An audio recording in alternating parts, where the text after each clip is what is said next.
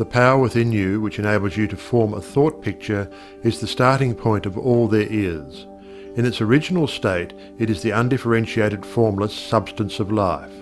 Your thought picture forms the mould, so to speak, into which this formless substance takes shape. Visualizing, or mentally seeing things and conditions as you wish them to be, is the condensing, the specializing power in you that might be illustrated by the lens of a magic lantern. The magic lantern is one of the best symbols of this imaging faculty. It illustrates the working of the creative spirit on the plane of the initiative and selection, or in its concentrated specializing form, in a remarkably clear manner. This picture slide illustrates your own mental picture, invisible in the lantern of your mind until you turn on the light of your will. That is to say, you light up your desire with absolute faith that the creative spirit of life in you is doing the work. By the steady flow of light of the will on the spirit, your desired picture is projected upon the screen of the physical world, an exact reproduction of the pictured slide in your mind. Visualizing without a will sufficiently steady to inhibit every thought and feeling contrary to your picture would be as useless as a magic lantern without the light.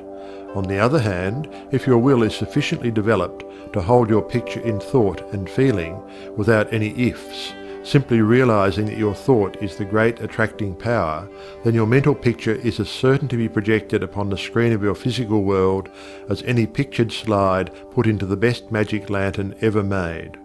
Try projecting the picture in a magic lantern with a light that is constantly shifting from one side to the other, and you will have the effect of an uncertain will. It is as necessary that you should always stand back of your picture with a strong, steady will, as it is to have a strong, steady light back of a picture slide. The joyous assurance with which you can make your picture is the very powerful magnet of faith, and nothing can obliterate it. You are happier than you ever were, because you have learned to know where your source of supply is, and you rely upon its never-failing response to your given direction. When all is said and done, happiness is the one thing which every human being wants, and the study of visualization enables you to get more out of life than you ever enjoyed before. Increasing possibilities keep opening out more and more before you. A businessman once told me that since practicing visualization and forming the habit of devoting a few minutes each day to thinking about his work as he desired it to be in a large, broad way, his business had more than doubled in 6 months. His method was to go into a room every morning before breakfast and take a mental inventory of his business as he had left it the night before, and then enlarge upon it. He said he expanded and expanded in this way until his affairs were in remarkably successful condition. He would see himself in his office doing everything that he wanted done. His occupation required him to meet many strangers every day. In his mental picture he saw himself meeting these people, understanding their needs and supplying them in just the way they wished.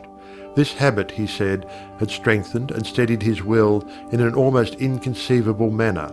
Furthermore, by thus mentally seeing things as he wished them to be, he had acquired the confident feeling that a certain creative power was exercising itself for him and through him, for the purpose of improving his little world. When you first begin to visualize seriously, you may feel, as many others do, that someone else may be forming the same picture you are, and that, naturally, would not suit your purpose. Do not give yourself any unnecessary concern about this. Simply try to realize that your picture is an orderly exercise of the universal creative power specifically applied. Then you may be sure that no one can work in opposition to you. The universal law of harmony prevents this. Endeavour to bear in mind that your mental picture is universal mind exercising its inherent powers of initiative and selection specifically. God, or universal mind, made man for the specific purpose of differentiating himself through him. Everything that is came into existence in this same way, by this self-same law of self-differentiation, and for the same purpose. First the idea, the mental picture, or the prototype of the thing, which is the thing itself, in its incipiency or plastic form. The great architect of the universe contemplated himself as manifesting through his polar opposite, matter, and the idea expanded and projected itself until we have a world, many worlds. Many people ask, but why should we have a physical world at all? The answer is, Because it is the nature of originating substance to solidify under directivity rather than activity, just as it is the nature of wax to harden when it becomes cold, or plaster of Paris to become firm and solid when exposed to the air. Your picture in this same divine substance in its fluent state, taking shape through the individualized center of divine operation, your mind. And there is no power to prevent this combination of spiritual substance from becoming physical form. It is the nature of spirit to complete its work, and an idea is not complete until it has made for itself a vehicle. Nothing can prevent your picture from coming into concrete form except the same power which gave it birth.